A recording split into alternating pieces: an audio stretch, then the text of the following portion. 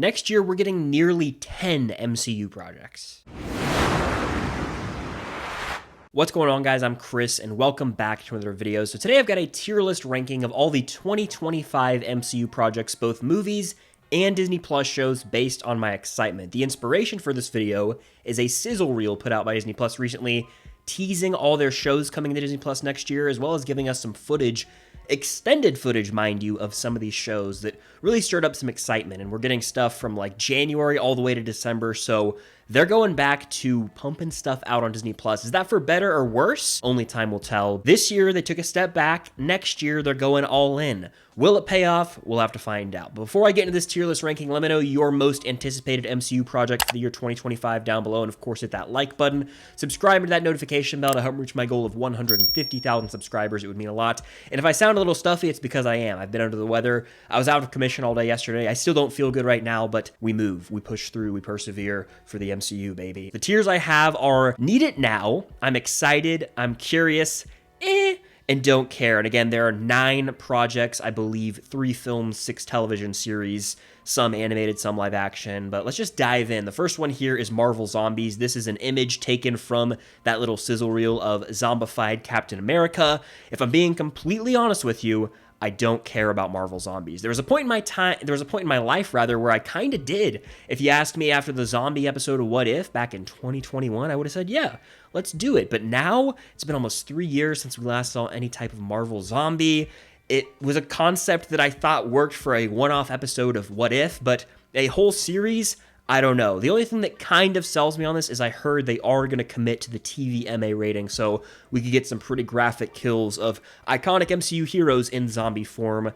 I don't know if this is going to be a sequel to that What If episode or not. Whatever it is, I don't really care. Will I tune in? Likely yes, but still, I don't really care if they make this or not. If it ever sees the light of day or not, it's not really going to affect me. Moving on, though, we've got Ironheart. Again, I took an image from that little sizzle reel teaser. You guys can seek that out on your own and find it. But Ironheart, I'm going to say I'm curious about. This is a show that's been filmed for years now. I remember back in like 2021, maybe even early 2022, there were some set pics releasing, and it was supposed to come out a long time ago in my mind.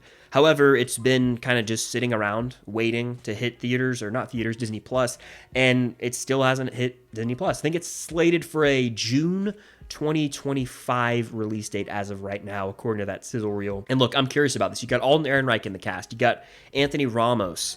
I think, and I could be way off base here, that maybe Mephisto is showing up in this or not. I don't know. I don't really care about that. But look, Ironheart was a standout character in Wakanda Forever. Riri Williams, her story and her character in that film really stood out to me. She's clearly taken inspiration from Tony Stark, Iron Man, my favorite character in the MCU. And so I'm down to see, you know, how she plays this character. Because again, she was great in Wakanda Forever. The humor of the character, the, you know, energy she brought to the film, I dug it, and I'd be willing to watch a Disney Plus series about her. So that's why I'm curious. I'm not outright excited because, again, it was in production for so long, I kind of worry, but still, I'm curious to see what they cooked up. Moving on, we've got our first movie on the list, Captain America: Brave New World, formerly New World Order. This is slated for release in February, and I was thinking that's only a few months away. It's pretty much November as of filming this. I mean, it's October 30th, so what? We got November, December, January, February, like 4 months roughly until this comes out. I'm excited. I'm just going to come right out and say it. I'm excited. I dug The Falcon and the Winter Soldier. I know it's, for some reason, one of the more divisive shows. I think it's one of the strongest that the MCU has put out on Disney+. Sam's Captain America now, and he's in this new era. You got Harrison Ford coming in as Thunderbolt Ross. He's going full Red Hulk in that trailer. You got Giancarlo Esposito as a villain in this film. What's not to be excited for? I think Sam's fantastic as a character in the MCU. We've really seen him develop from the first time he appeared in Winter Soldier to now. He's come a long way. He's a great leader, and he's going to have his hands full in this movie, let's say that much. So I'm excited to see what they cook up, especially to see if Red Hulk is a menace or not. Moving on, we got Eyes of Wakanda. I'm going to put this in Eyes of Wakanda, I think, is a mini-series coming to Disney+. We still don't know much about it. It is animated, however. So it's not that I outright don't care. It's just, is this going to tie into a film? Is this just exploring Wakanda's origins? I don't know. I don't know enough about it to hardly even talk about it, to be honest with you. But I'm not saying I don't care, because there's a lot of cool concepts they could explore with Wakanda. For example, the origins. They could go the, vibranium route. They could maybe even give us a backstory on T'Challa's ancestors, right? I don't know what they're going to do, but whatever it is, I'll probably watch. I'll watch any of these projects because it's new MCU content, frankly, but That's kind of where I'm at. It's not like I'm pumped for it or anything. Next, we got Thunderbolts, though, and after that trailer, I'm very tempted to say I need this now. And as a matter of fact, I think I gotta put it up there. I'm doing it. I need it now. That trailer fully sold me. Fully sold me. Yelena is one of my favorite new characters in the MCU post-Endgame. Florence Pugh crushes it. But you're also bringing back David Harbour from...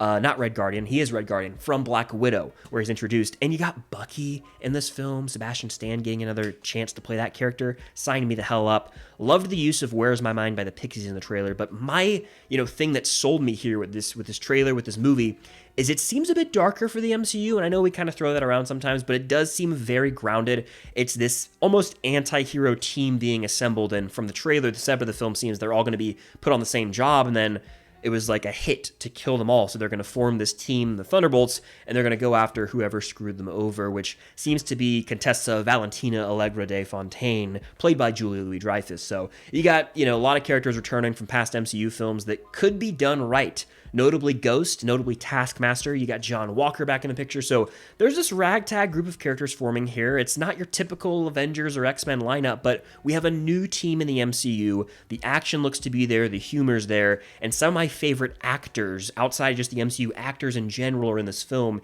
with David Harbour, Florence Pugh, and of course Sebastian Stan. Of course I'm excited. I need this now. I think this is going to be very fresh for the MCU, and I think a lot of people are going to walk out of this movie saying, you know what? That's one of the best films in terms of original concepts we've had from the MCU in a long damn time. We need it. This could be the movie the MCU needs to kind of get some people back on track, and I'm thinking I need this one now. Moving on, we've got Wonder Man starring Yahya Abdul-Mateen. I believe Bob Odenkirk's in this as well, which intrigues me. I'm going to say I'm curious, and I'll go top of curious right now. Can't say I'm outright excited or need it right now because we've seen like a couple shots, but you got a talented cast here. Yahya Abdul-Mateen, I've been a fan of since I'd say, Ambulance. I thought he was great in that. I know he's in a lot of other stuff as well. That's a really weird pull. Michael Bay's Ambulance, anybody? I'm curious. Premise alone sells me. If Bob Odenkirk's involved, I could even say I'm excited. Don't know much about the character's origins from the comics, really at all. I'm very in the dark on that, which excites me, but from the premise, from what I've heard, I'm sold. Next, we have Fantastic Four, which I believe is now called Fantastic Four: The First Steps. This is also going to go and need it now, and I'm actually going to say I'm a little more excited for Thunderbolts at this moment in time. I'm going to say right behind Thunderbolts. But look, you got Joseph Quinn, Ebon Moss-Backrack, Vanessa Kirby, and Pedro Pascal as Marvel's first family. Bring it on. I am so here for this. The little snippet of the score we heard from Michael Giacchino a while back sounds just adventurous, delightful, retro. I'm down, and I think this movie's going to rule. It's going to have its own voice, its own style. I don't think it's going to feel like it's a part of the MCU machine, which I'm here for, and it's going to be a period piece. It's not going to take place in modern day. So all of these things combine to make me excited, make me want to need this movie now, because frankly, we've never gotten a truly great Fantastic Four film. I never finished Fant Four Stick, and I've seen the other two growing up. They were all right. The ones with Chris Evans as Human Torch, they're all right at best. I mean, bad arguably, right?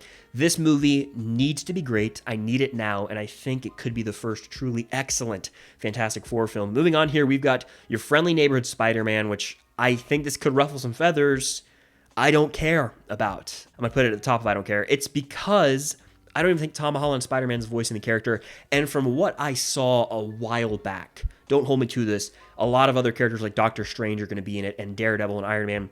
Is it really your friendly neighborhood Spider-Man then? Or is it just an animated Spider-Man that really is going nowhere? I don't know how to feel about this. You guys care about this? I don't know much about this, except it's an animated Spider-Man show, and lots of characters are going to be in it, which concerns me. Is this going to actually be taken seriously as like canon to the MCU? Is this supposed to be Tom Holland's Spider-Man, or is this a Spider-Man from another universe and it's just a multiversal animated Spider-Man show? I couldn't tell you. And that's why I just don't really care. We already have the Spider-Verse films. We've got Tom Holland's run. I'm pretty much set on Spider-Man, so I don't really care for another meaningless animated show revolving around the character. It's going to be a hard sell for me. Not saying I'm not going to watch it, not saying that it looks god-awful. It's just going to be a hard sell for me to really want to watch this one, because if it isn't adding depth to Tom Holland's Peter Parker just in animated form, it's kind of a hard sell for me, to be honest. But the last one here we've got is Daredevil Born Again, which I need now. And you know what? I'm going to put it at the top of I need it now. And here's why. It needs desperately to revamp, revitalize, re-energize the MCU on Disney Plus, because it's lost a lot of people. The MCU Disney Plus shows lost a lot of people over the years. You go back to the WandaVision days, people were tuning in on a week-to-week basis, getting pumped. Then it just steadily declined from there. I mean, Loki season 2 is an outlier, but you look at something like She-Hulk, you look at something like, Secret Invasion. These are shows that were panned by critics and fans and just didn't really land with folks. Daredevil needs to be that home run.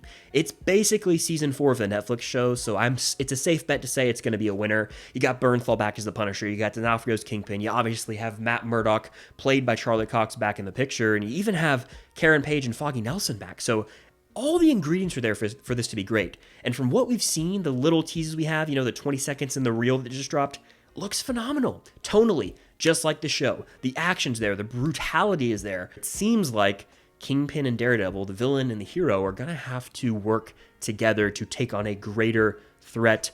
The drama's going to be there. I cannot wait to watch Daredevil Born Again. I need it now. It comes out in March. We're not that far away. We were robbed of ever getting a continuation of this show. It's been too damn long. Let's bring him back. Daredevil's back. Punisher's back.